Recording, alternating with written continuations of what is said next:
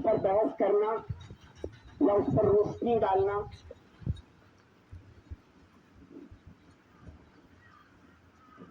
تو انتہائی کمائیگی ہوگی ہم جیسے لوگوں کے لیے. لیکن جو کچھ سیکھا ہے سب سے پہلے الفاظ کے تناظر کو ہم ٹھیک کرتے ہیں. کہ پہلا لفظ ہے حمد. حمد کے معنی آتے ہیں مطلقاً تعریف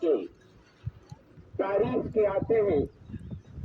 لیکن اسی حمد کا استعمال اگر کسی دوسرے انسان کے لیے ہو تو وہ حمد کے معنی میں نہیں ہوتا بلکہ وہ مدح کے معنی میں ہوتا ہے. اور جب اللہ تبارک و تعالیٰ کی تعریف کرتے ہیں تو وہ واقعتاً حمد کہلاتا ہے. حمد ہمیشہ اختیاری خوبی کو کہتے ہیں.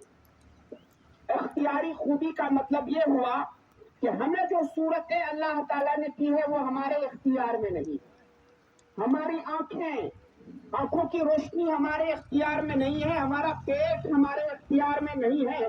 ہمارے جسم کے نشو و نما ہمارے اختیار میں نہیں ہے. ہماری کھیتی ہمارے اختیار میں نہیں ہے. یہ سارے کی ساری خوبیاں اللہ تبارک و تعالیٰ کے اندر موجود ہیں. اور اللہ تبارک و تعالیٰ کی خوبی یہ اختیاری خوبی کو بیان کرنے کے لیے حمد کا استعمال ہوتا ہے. لیکن جب ہم انسان کے لیے حمد کا لفظ استعمال کرتے ہیں تو وہاں حمد کے معنی حمد نہیں رہ جاتے بلکہ وہاں مدح کے معنی میں آتے ہیں. یعنی عارضی خوبی کو بیان کرنے کے لیے مدح کا استعمال کیا جاتا ہے. یہ بہت بڑی بات ہے کہ لفظ حمد کے ذریعے سے تعریف کیا جائے. یعنی اے اللہ ساری خوبیاں تیرے اختیار میں ہیں. یعنی اس لفظ سے یہ بھی پتا چلا کہ درخت میں جو خوبی ہے وہ اللہ کی خوبی ہے. انسان میں جو خوبی ہے وہ اللہ کی خوبی ہے. کائنات کے اندر جتنی بھی خوبیاں ہیں وہ اللہ کی خوبی ہیں.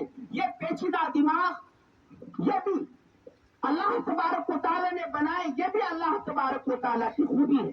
انسان نے جو کچھ بھی بنایا چاہے وہ گھڑی بنائی یا پھر کیمرہ بنایا یا پھر کمپیوٹر بنایا یا پھر ڈرونز بنائے ہوائی جہاز بنائے ان گنت چیزیں جو انسانوں نے بنائے ہیں یہ ساری کی ساری خوبیاں اللہ تبارک و تعالیٰ کی اپنی ہیں. ایک آدمی نے امریکہ میں اس سوال کا جواب دیا کہ آپ کو کس نے پیدا کیا؟ تو اس نے سیدھا کہا کہ اللہ تعالیٰ نے پیدا کیا. مسلمان لڑکا تھا. پھر کہا کہ یہ سب مشینری چیزیں یہ کس نے بنائی؟ تو اس نے کہا اللہ گیو اس برین. اللہ تعالیٰ نے ہمیں دماغ دیا اور اس کے بعد اسی دماغ کے ذریعے سے ہم نے یا انسانوں نے یہ مشینیں بنائی. یعنی یہ مشینیں بھی اللہ تبارک و تعالیٰ ہی نے بنائی. اللہ کے دماغ سے بنائے تو مشینیں بھی اللہ تعالیٰ کی بنائی ہی ہو گئی. یہ تو صرف لفظ حمد کے اندر ساری چیزیں سما گئی. لیکن اللہ تبارک و تعالیٰ نے تاکیداً یہ فرمایا کہ ساری خوبیاں اللہ تعالیٰ کی ہیں. تمام تعریفیں اللہ کی ہیں. یعنی یہاں پر الف لام آتے ہیں. تمام کس کے معنی آتے ہیں؟ حمد کے معنی تو تعریف یعنی ساری اختیاری خوبیاں. تمام کس کا ترجمہ؟ یہ جو الف اور لام ہے اس کے معنی آتے ہیں تمام. لیکن یہ کہیں لکھا ہوا نہیں ہے. اس کا تعلق گرامر سے ہے. الف لام اگر اسم میں داخل ہو جاتا ہے خاص طور سے اسم فاعل میں اور اسم مفعول میں تو اس کے وہاں پر الف لام کے معنی بدل جاتے ہیں. الذی کے معنی میں ہوتا ہے. اور جہاں پر الف لام اسم فاعل اور اسم مفعول کے علاوہ میں آتا ہے تو وہاں الف لام کے 4 معنی ہوتے ہیں. ان میں سے ایک معنی آتے ہیں استغراق کے. یعنی اپنے مدخول جس پر الف لام داخل ہو جائے اس کو مدخول کہیں گے.